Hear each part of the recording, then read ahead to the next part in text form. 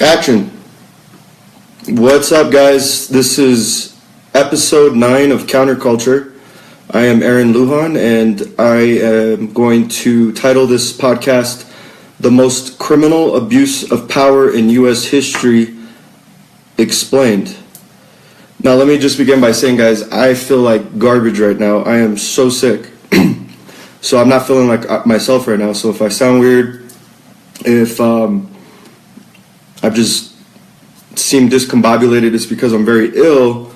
But I came on this broadcast anyways because I knew this was probably the biggest story it is the biggest story in U.S. history, and I didn't want to wait for days and weeks to go by before I put something out there. And the reason I wanted to put something out there is this story is just not getting attention at all. And if it does get attention, there is these straw man angles that the corporate media is playing. I've been following with the Times and the alphabet soup networks like ABC and a lot of the left-wing, right-wing newspapers. Everything's just distorted. We just had the biggest story break this last Sunday regarding Susan Rice, the former intelligence director. So let me just begin by saying that on March 4th, 2017, President Trump tweeted, quote, "Terrible, just found out that the Obama had my wires tapped," quotation marks, "in Trump Tower just before the victory. Nothing found. This is McCarthyism."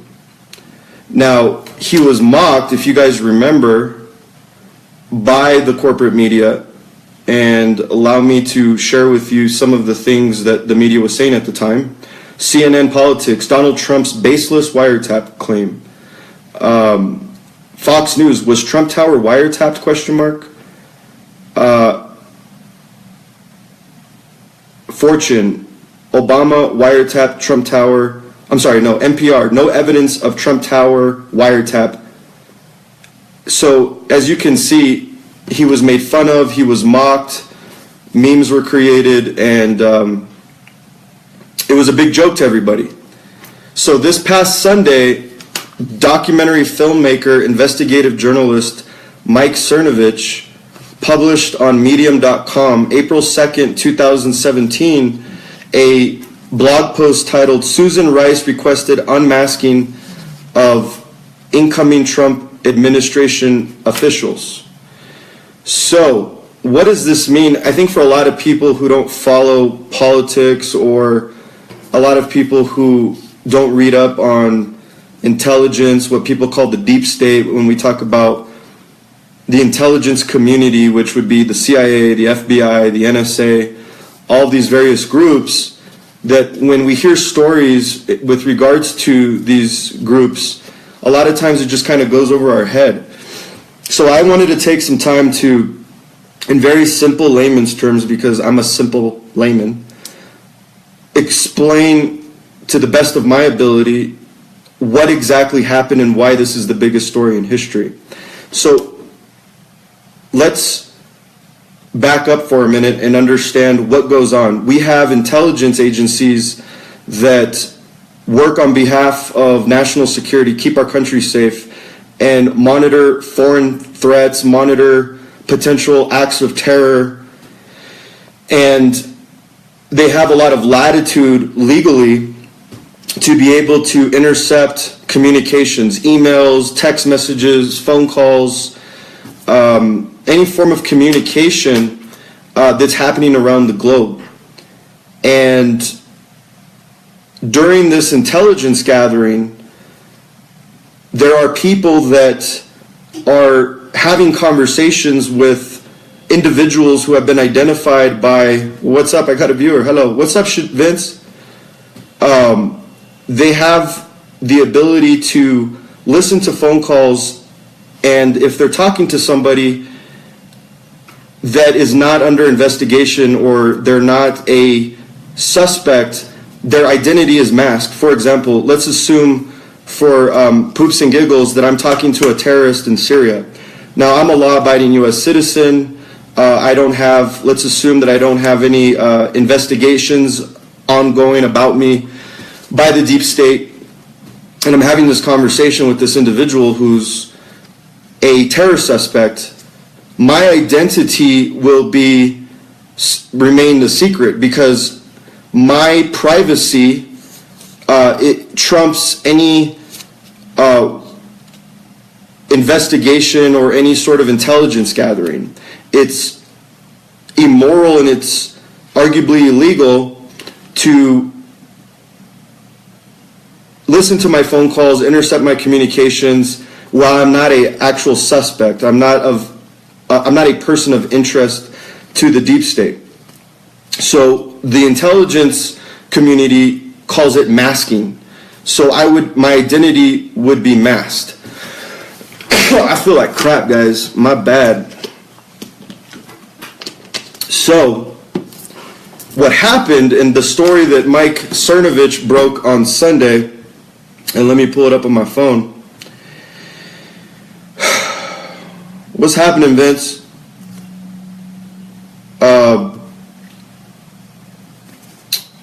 The story that Susan Rice broke, the story that Cernovich broke explained that prior to the transition of Trump coming into power, they unmasked or basically revealed the identities of people whose communications were caught during the intelligence gathering of Donald Trump and his incoming staff. He was the incoming president at the time. Even documents show that while he was still campaigning as a candidate, not even President-elect Trump, he was being spied upon. Now, we do know, and it's not debatable, that Obama's Deputy Defense Secretary Evelyn Farkas openly admitted to urging Obama's deep state operatives to wage a massive, quote, surveillance sweep program to target Trump team members. And included with this authorization to unmask was Susan Rice, and requested it of incoming Trump officials.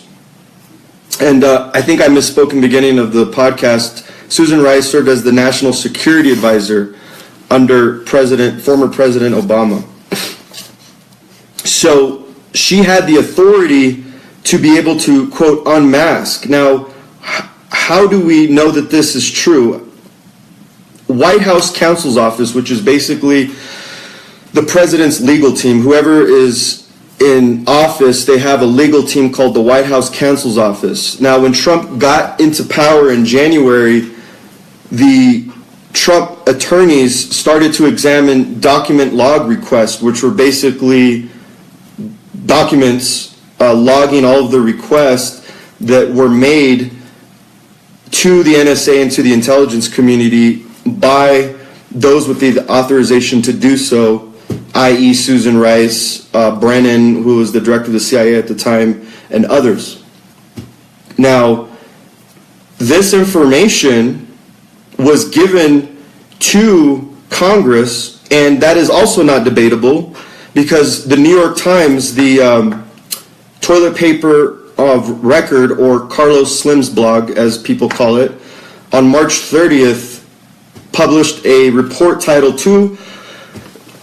Dude, I feel like garbage. My bad, I keep saying that. 2 White House officials helped give Nunes intelligence reports. And the Washington Post had an article titled 3 White House officials tied to files shared with White House intelligence chairman. And that was admitted to Trump officials were spied on. Now, how is this able to happen? Because unmasking is obviously wrong. It seems wrong. We don't even need to really understand the way that the intelligence community operates to understand that revealing the identities of innocent people and listening in on their conversations is bad. If I were to tap your cell phone, Vince, and you don't know about it, and I'm listening to the conversations that you're having with your boys or your wife, and I don't tell you, that would be messed up. That would be immoral and arguably illegal. Now, just take that same concept and apply that to the incoming president and his staff, as they were still private citizens.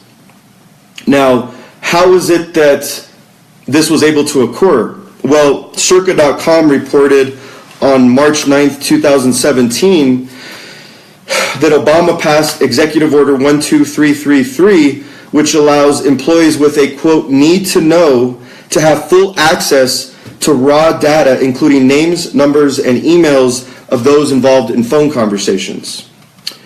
So Obama, I think the timing was about a year before he left office, which was right at the point when the campaigning for president was taking place, that Obama decided to reverse all of these protocols and give a lot more latitude to the intelligence community to be able to listen in to conversations and the like.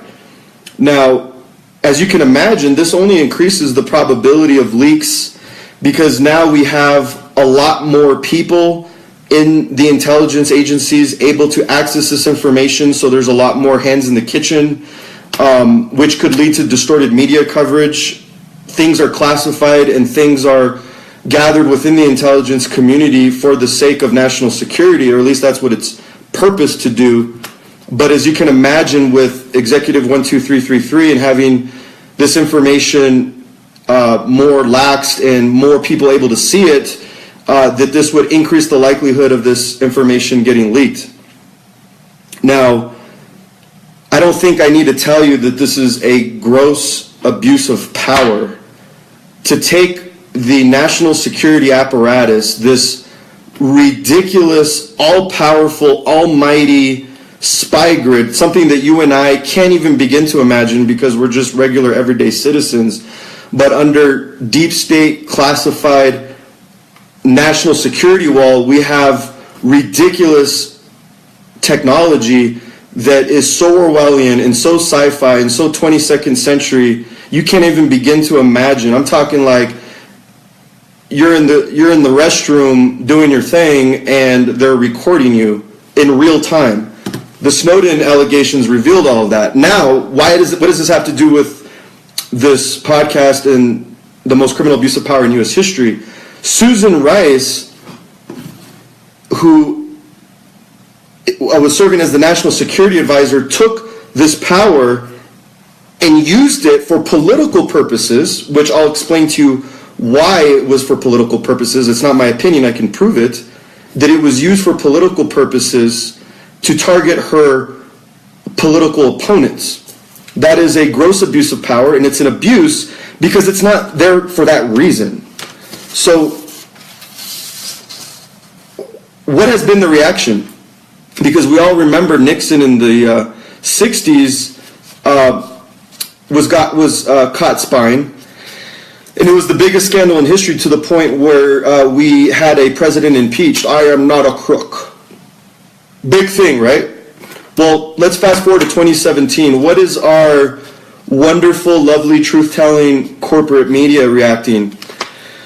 Cuomo of ABC said, "It's demonstrably untrue."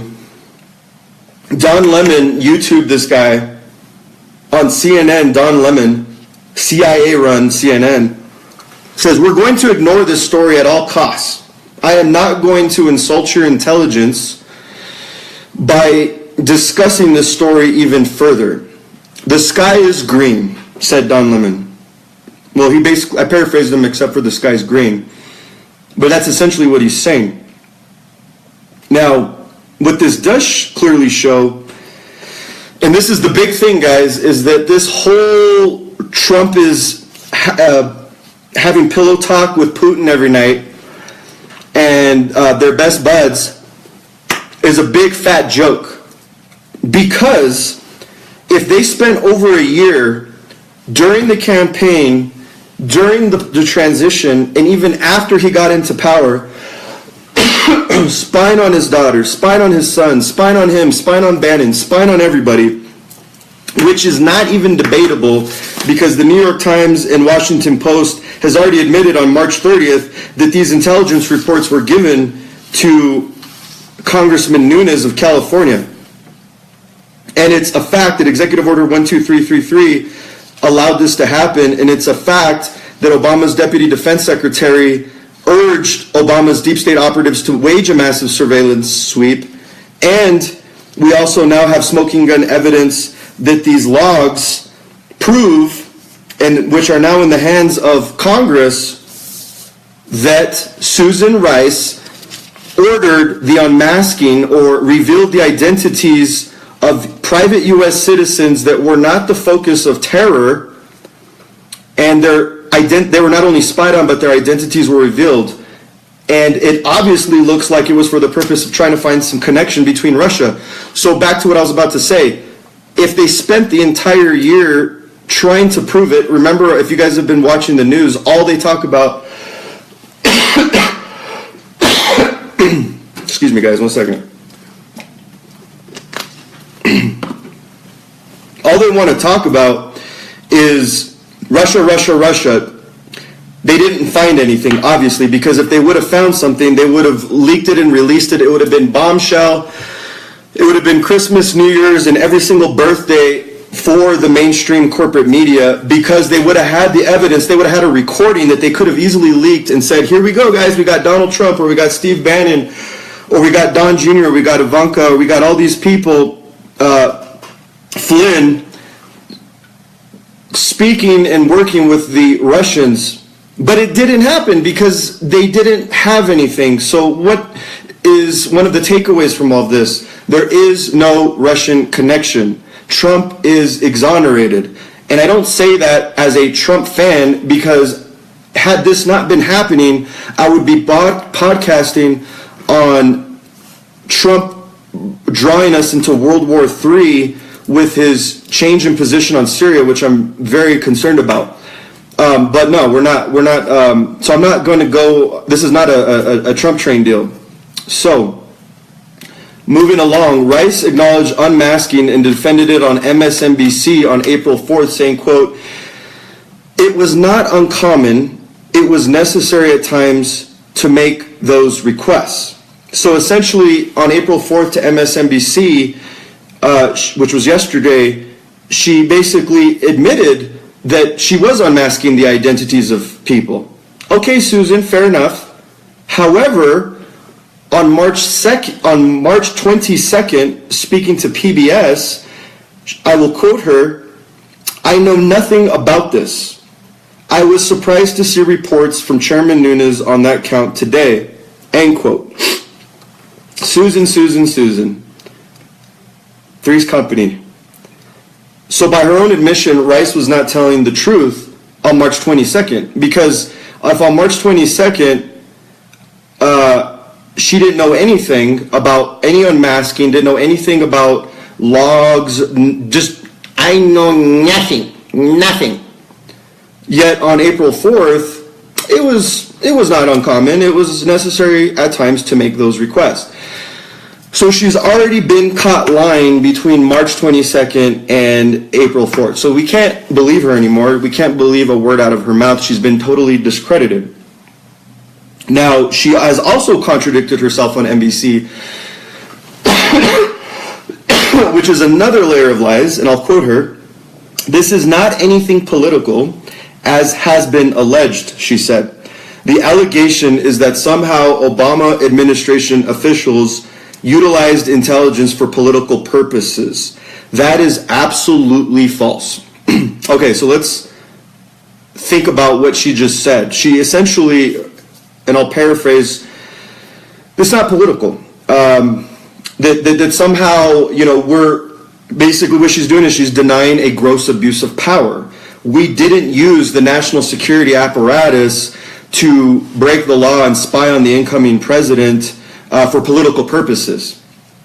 Now, the reason this is a contradiction is if you consider what former federal prosecutor Andy McCarthy, who's considered one of the top legal minds in the nation, he told WorldNet Daily, quote, "The thing to bear in mind is that the White House does not do investigations, not criminal investigations, not intelligence investigations," he wrote. "There would have been no intelligence need for Susan Rice to ask for identities to be unmasked," end quote. McCarthy also added, quote, "If there had been a real need to reveal the identities and intelligence need based on American interests, the unmasking would have been done by the investigating agencies." Boom. So the reason it's a second layer of lies is she said, no, it's not political. It's not political at all. It's just all, buttoned up, good old-fashioned national security and intelligence, no political thing involvement. We're not trying to get anybody in trouble. But you guys don't do intelligence gathering. The thing to bear in mind is the White House does not do investigations, not criminal investigations, not intelligence investigations. There would have been no intelligence need for Susan Rice to ask for identities to be unmasked. So she's basically contradicting herself because that was never her role to begin with. Are you following me? That's not her job. So she's essentially saying it's not political. So then if it's not political, then what are you doing requesting this unmasking? So the last aspect of this actually piggybacks on, I got Fox over here, and they're actually talking about this right now, and CNN and all the these corporate talking heads. What they're saying is that, and this was breaking news I think in the last 10 minutes, the New York Times is reporting that Trump's saying that Susan Rice more than likely broke the law, but without a shred of evidence. That's a straw man argument. A straw man argument is when you argue against a political opponent and argue something that they didn't even state or say. It's a maneuver to evade, to dodge the issue at hand. The New York Times and the corporate media, the anti-Trump media, is implying that Susan Rice didn't break the law, so there isn't anything to worry about, and Trump's the bad guy because he's suggesting that the law was broken, that the law was broken, but he's not able to provide any evidence.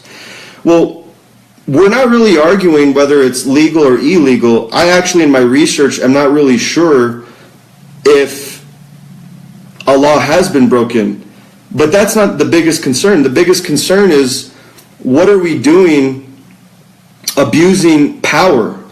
So let's assume that it's legal for a second. It's still a gross abuse of power. You're still abusing your power as the national security advisor to the president, using an apparatus that's not purposed for what you're not using it for what it's supposed to be doing. So what it really highlights is two things. One, there was no connection with Russia, which I explained, and we need to constitutionally rein in the surveillance state because the law is not protecting citizens from being spied on for political reasons. So if it's not illegal, I think it should be illegal. It should be illegal to spy on private people for political purposes. It should be illegal for somebody to listen to your phone calls, read your text messages, and read your emails for the purposes of persecuting you politically. This is not what the founders had in mind. This is not the America that I want to live in, and I don't think it's the America that you want to live in. So this story, I hope, doesn't turn into some weird, perverted storyline and narrative that the corporate media concocts, but that the story highlights the importance of establishing laws, protecting private law-abiding citizens from an Orwellian, overbearing police state listening in our calls. And Trump can be a very, very dangerous president, and I'm assuming he's being tempted with tremendous power at his disposal, regardless of whether it's a Democratic president or Republican president or a Green Party president. I don't care. There shouldn't be that much power concentrated in the hands of the U.S. president. What's up, John Medina? Hello, sir. Hashtag surveillance gate, hashtag Susan Rice, hashtag unmasked. So hopefully, guys, I was able to clear the air a little bit. Unfortunately, we're now pivoting to North Korea. We're now pivoting to Syria and this horrific gas attack that occurred. And now we're beating the war drums on Syria. It's been the plan of the neocons and the deep state to break up Syria. We broke up Libya. We broke up Iraq. Next is Syria. Syria's next on the menu. So it looks like what's happening, guys, is we do have another serious story breaking, but unfortunately, intentionally or unintentionally, it's distracting us from the biggest, most criminal abuse of power in U.S. history, which is Susan Rice, the former national security advisor, abusing her power, getting caught, spying on the incoming administration, clearly for political purposes because she's contradicted herself multiple times. And it exonerates the Trump administration from any Russian involvement or any Russian connection. What we should have been talking about from the beginning, which is what WikiLeaks revealed, which is all of the lawlessness and the criminality that the Clinton mafia was involved in, which doesn't make Trump a angel. But my God, the stuff that came out of WikiLeaks with the pedophilia and the selling of weapons to terrorists and the racism and everything that was going on in the Clinton camp, that all got swept under the rug because Russia somehow convinced half of the country to vote for Trump. Well, here we are, April 5th, 2017, and there is not any Russian connection, kids. There is not any Russian connection. So thanks for listening to me while I am deathly ill, guys. I feel like crap, so I apologize if this wasn't as on point as I wanted it to be, but I didn't want to not come on to the Counterculture Episode 9 podcast just because I was sick. Wow, the biggest story in U.S. history broke, guys. What exciting times do we live in? The biggest criminal abuse of power in U.S. history happened on Sunday, and turn on the news and it's like not even a big deal. It's in fact a ginned up, or quoting Cuomo of ABC, demonstrably untrue. Get at me, Cuomo, or Don Lemon. YouTube that guy on CNN. We're going to ignore this at all costs. We're not going to insult your intelligence, is what Don Lemon said. I think I'm rambling, guys. I'm obviously fired up, but I'm probably delusional because I'm sick and my brain's breaking down. But thank you for joining me. Thank you for listening to the podcast. Remember, I'm on iTunes, Stitcher, all the podcast players. I'm getting censored on YouTube, so I'm done with YouTube. Facebook, all that stuff. Snapchat's for the kids, so I'm not there, guys. AaronLujan.com, signing out.